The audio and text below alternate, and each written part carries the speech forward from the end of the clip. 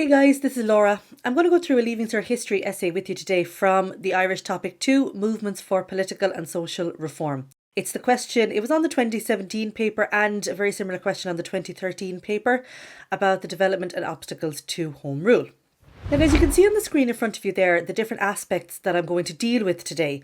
I'm going to look at picking the question and the marking scheme, and then I'm going to dip in to different paragraphs on the actual essay.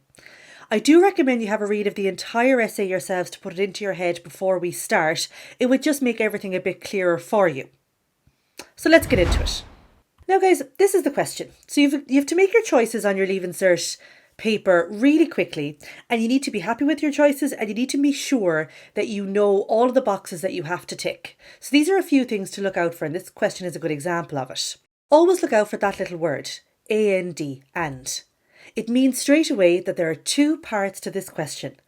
In this instance, how did Home Rule develop and what were the obstacles? Now, I don't need to deal with both parts of the question in equal length, and indeed, sometimes in this instance in particular, the two parts will kind of bleed together, because sometimes an obstacle will lead to a development, will lead to an obstacle. Do you know what I mean? And it can be a little bit of a kind of a hot mess, if you like, but that takes a certain amount of control, and you'll see examples of that being done quite well in this essay.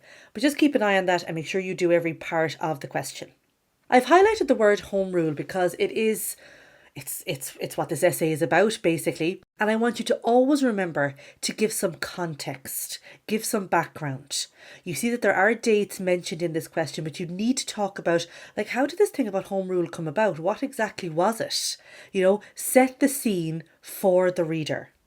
And I've already mentioned the dates. Now, I've mentioned the dates here specifically because obviously you need to stick to the dates. You need to start off in this instance from at least 1870, if not a bit before, and you have to go all the way up to 1886. The examiner is looking for that. It will be stated in the marking scheme. Make sure you cover the entirety of the dates. In your conclusion, I will encourage you to give a bit of detail about after 1886, placing all of this in the wider context. But you don't go too far ahead. Now, I really worry sometimes with these questions when you see Home Rule and you might easily forget that you're answering Irish topic 2, Movements for Political and Social Reform. You would be amazed at the amount of people who answer Irish topic 2, this question, and then they start talking about the third Home Rule Bill in 1912 that led to the foundation of the UVF, and all of those things from Irish topic 3, the pursuit of sovereignty. So just be careful there. Don't make that mistake. Make sure I'm answering this topic. This is the question. This is why sometimes I don't like to teach the two topics that are so kind of, one after the other, and they're linked so much sometimes. But so just be careful of that. I'm putting the warning out there. Don't make that mistake. Let's have a quick look at the marking scheme before we look at the actual essay, guys. This is a chunk of information that the examiners are given in relation to marking the paragraphs. The paragraphs are marked out of 12. Now, I'm often asked by students, Miss, why am I stuck in the very good? Why am I getting 8, 9 or 10 out of 12? I'm working really hard and blah, blah, blah. Well, ask yourself, is your work outstanding? Like, what a word. I mean, is it really, really super excellent? And maybe you think it is. Well, how do I find out if it is? Well, ask yourself as well, is it really substantial? Are you giving enough facts, statistics, dates, evidence, quotes? Are you doing all of those things? I just think that those two words are great two words to have in your head as you're writing your own essays, looking back over your own essays, and indeed reading sample answers. Ask yourself, is this paragraph outstanding? Or is it just very good? And very good is, of course, very good. But, what makes something outstanding is the amount of detail in it and the amount of excellent expression in it, and engaging in historical debate, giving an opinion, scrutinising the evidence. All of those things move you out of the very good category up to the excellent. Keep those words in your mind as we go through this. So now on to the actual essay, the introduction. Not a very bad introduction at all. The opening sentence starts off well. It has the dates of the question. It has words of the question. It does, of course, mention Home Rule. I would love if this introduction gave a brief definition of Home Rule. It's what the whole essay is about.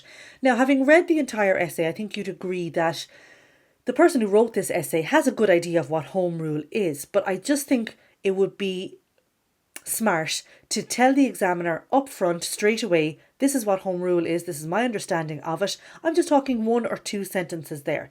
This is what the Home Rulers were looking for. This is what Home Rule was. In saying that, what's good about this introduction does mention all of the main players. And, that helps me as well guide me throughout my essay, that I'm going to certainly hear a bit about Gladstone, Butt and Parnell in particular. So I know this person is on track. Those are some of the main players. They should definitely be mentioned, and I hope that they remember to mention them then in the actual essay. The language used is very good. Sometimes I have to read a sentence a couple of times to see what exactly does that person mean there. That's not the case with this introduction. Good expression, good summary skills. It does also provide a clear plan and map for the essay. They're going to go through each of these people. They're going to go through the years and then the failure of independent opposition, the dissatisfaction of the Home Rule Party, all of that thing. So, the intro can provide a map for me, the examiner, and of course you, the writer. These are the things I said I was going to do, so now I need to go and actually do them, and do them more or less in the order that I said I was going to do them in. So keep referring back to your own intro. Don't be afraid of that at all. The main body of the essay now. Let's look firstly at paragraphs 1 and 2. So this guy is mentioned at the start, and he was mentioned in the intro, so a nice opening sentence. But I do think a little bit more background on Isaac Butt and his intentions and his aims would be important there, just to set the scene for him. Because, the Home Rule movement originated with him, I think if we knew a bit more about his background in this instance, it would help set the scene for what exactly was Home Rule, what was the aim of it, why people were going to oppose it. So a little bit of that there would be nice for that paragraph. It mentions in this paragraph 1 the treatment of the Fenians, but doesn't tell me who were they exactly and how were they being treated. Were they being treated really well? Were they being treated really badly, and why? In what way? Was it physical? Were they being discriminated against? So something like that that's so important to this particular movement needs a little bit more meat. A couple of times in this essay, things like that are dropped into the essay without any explanation on it. And I'll remind you of the marking scheme. Is the detail on Isaac Butt, is the detail on the Fenians substantial? No, not in this instance. This essay is well planned out. It does go through everything in the correct chronological order. That shows that there was a bit of planning and a bit of thought went into it. That is great. In the middle of this paragraph, it talks about the Home Government Association and how it kind of didn't really work. And it's expressed very well, and clearly there is good knowledge and understanding of this particular topic. And that's just one example of a time that I can see that in this essay. There's lots of examples of it. The end of the essay finishes with, however, over half of these new MPs were not fully committed to Home Rule. And this is just an example of where I feel the person missed out on an opportunity to refer to the question more explicitly. So they could have said, however, over half of these new MPs were not fully committed to Home Rule, and this would prove to be a big obstacle being a word of the question. Do you know what I mean? You can find your own language and your own way to say it, but don't be afraid to drop the actual words of the question into the paragraphs a bit more. Moving down the essay a little bit to paragraphs 5 and 6. Words of the set question are being used here. Okay, good example of it there. Now, sometimes with these essays, we know loads about certain things, but they're not necessarily completely relevant to this particular essay. They might be linked to the topic, but the question I was asked on the day only calls for a certain amount of detail. And the person who wrote this essay has a good awareness of the amount of detail needed for the point that they are making. They're not going into loads of detail, like in this instance, they're not going into loads of detail about Disraeli and the Conservative majority, etc. They're just giving me the bare amount, which is all I need for this particular essay. The start of paragraph 6 there starts off with, another weakness of the movement was blah de blah. I'm highlighting that because it's a simple but effective linking phrase. Remember, your history essays are not simply separate chunks of information. There should be a thread running through them that helps to knit all of your paragraphs together. And that's just a simple example of it there, but it is very effective. Try to vary your linking phrases, but do remember to use them. This paragraph deals with the kind of rise to power of Parnell. And it's another good example of where this person has good summary skills and knowing the right amount of detail to pluck out. Parnell could be, a 4 or 5 page essay on his own. And if you do that here, then you're missing the point. So they've just plucked out the good few facts and stats and dates that help highlight how Home Rule was developing, how it was moving away from but, or but was moving away from it, and Parnell was moving into place. And they've summarised that very well in this paragraph here. It mentions the Land League, and that was just one example of where, something, as I said before, that's kind of just plunked into this essay without any major detail.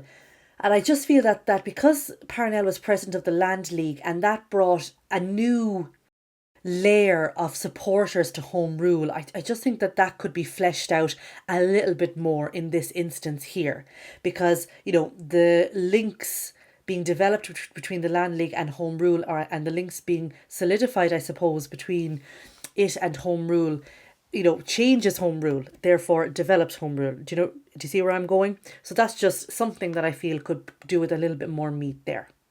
Now, the last part of your essay, obviously enough guys, is going to be your conclusion. You want to summarise what you've said, analyse what you've said, use the words of the question and place it all in the wider context. That's a lot now, isn't it? I know that. But if you can do all that, then you're going to finish really strong and you're going to leave a good impression on the examiner. And there's some excellent parts to this conclusion. It does summarise the topic and it does use the words of the set question. You can see obstacles, you can see developments, you can see that it does summarise that, it was basically a roller coaster for Home Rule during those years. But that Home Rule does kind of get twisted and tweaked and changed. What's important is that everything you've said in the previous 3 or 4 or 5 pages, that you analyse them. Have an opinion on them. Looking back over everything I've said in the last looking back over everything I've said in this essay, it's clear to me that Home Rule was always going to be blah, blah, blah. Or it's clear to me that Parnell was the wrong or the right or blah, blah, blah. Engage in historical debate. Engage in historical argument. Give analysis of everything that you've said. It's not an easy thing to do, but it needs to be done in a conclusion a little bit. So keep all of those in mind, guys, when you're writing your conclusions. And that brings me to the end, guys, of this particular Leaving Cert essay breakdown. I hope you found it useful.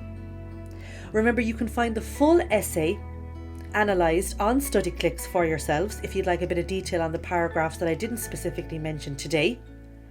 And best of luck with everything, and I hope to talk to you again.